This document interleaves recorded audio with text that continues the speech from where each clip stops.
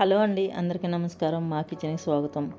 మన కిచెన్లో పల్లి కొబ్బరి చట్నీ చేసి చూపిస్తున్నానండి. అది ఎలాగో వీడియోలో చూసేయండి. ముందుగా ఒక కప్పు పల్లీలను తీసుకొని బాగా ఫ్రై చేసుకోండి. ఆయిల్ ఏమి వేసుకోకండి, మామూలుగానే ఫ్రై చేసుకోండి. అలా అయితే మనకు పొట్టు అనేది ఊడొచ్చేస్తుందండి. మనం ఆయిల్ కనుక వేసామంటే పొట్టు అనేది రాదండి. ఇలా వేగిన తర్వాత ఒక ప్లేట్లోకి తీసేసుకోండి. అదే ప్యాన్ని స్టవ్ మీద పెట్టి కొద్దిగా ఆయిల్ వేసుకొని 10 పచ్చిమిరపకాయల వరకు వేసుకోండి. మీరు తినే కారాన్ని బట్టి వేసుకోండి. నేనైతే 10 కాయల వరకు వేసుకున్నానండి. ఇలా వేసుకొని కొంచెం ఫ్రై చేసుకోండి. ఇలా కొద్దిగా ఫ్రై అయిన తర్వాత అర స్పూన్ జీలకర్రను వేసుకొని కూడా ఫ్రై చేసుకుంటున్నాను. జీలకర్ర ఎక్కువసేపు వేగాల్సిన పని లేదండి. కొంచెంసేపు వేగితే సరిపోతుంది, తొందరగా వేగిపోతుంది. పచ్చిమిరపకాయలు అనేవి వేగిపోయాయండి. ఇప్పుడు స్టవ్ అనేది ఆపేస్తున్నాను. ఇది చల్లారిన తర్వాత మిక్సీ జార్లో వేసుకుందామండి.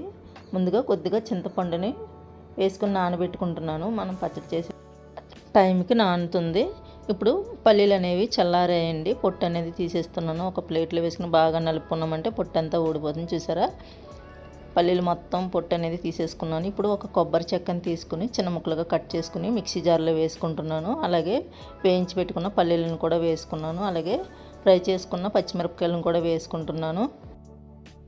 ఇప్పుడు తగినంత సాల్ట్ను కూడా వేసుకుని ముందుగా నానబెట్టుకున్న చింతపండును కూడా వేసేసుకుని ఇవన్నీ బాగా మెత్తగా మిక్సీ పట్టుకోవాలండి. వీలైనంత మెత్తగా మిక్సీ పట్టుకోండి. మెత్తగా ఉంటేనే టేస్ట్ అనేది బాగుంటుంది. చూస్తున్నారు కదా. ఇప్పుడు మళ్ళీ స్టవ్ ఆన్ చేసి అదే ప్యాన్ని స్టవ్ మీద పెట్టుకుని ఒక స్పూన్ ఆయిల్ వరకు వేసుకుని ఇందులో 5-6 వెల్లుల్లి రేకలను వేసుకోండి. కొద్దిగా దంచుకుని ఈ చట్నీలో వెల్లుల్లి రేకలు వేసుకోవడం వల్ల చాలా బాగుంటుంది. కొబ్బరి చట్నీలో వెల్లుల్లి ఫ్లేవర్ అనేది చాలా బాగుంటుంది. తర్వాత సాయమినపప్పు, ఆవాలు, జీలకర్ర కూడా వేసుకొని కొంచెం ఫ్రై చేసుకోండి. ఇవి కొంచెం ఫ్రై అయిన తర్వాత 2 ఎండుమిరపకాయలు తీసుకుని చిన్న ముక్కలుగా కట్ చేసుకుని వేసుకోండి.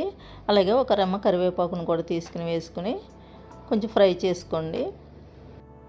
కరివేపాకు కూడా వేగిందండి. పోపు అనేది వేగిపోయింది కదా. ఇప్పుడు స్టవ్ అనేది ఆపేసి ముందుగా మనం చేసి పెట్టుకున్న చట్నీ అనేది ఇందులో వేసేసుకుని బాగా కలుపుకోవడమేనండి. అంతేనండి, ఎంతో టేస్టీగా ఉండే పల్లి కొబ్బరి చట్నీ అనేది రెడీ అయింది. ఇది ఇడ్లీలోకైనా దోశలోకైనా చాలా బాగుంటుంది.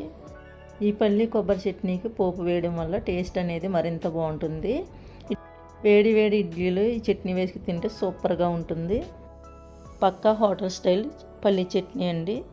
వీడియో నచ్చితే లైక్ చేయండి, షేర్ చేయండి. మరెన్నో మంచి మంచి వీడియోస్ కోసం మన ఛానల్ని సబ్స్క్రైబ్ చేసుకోండి.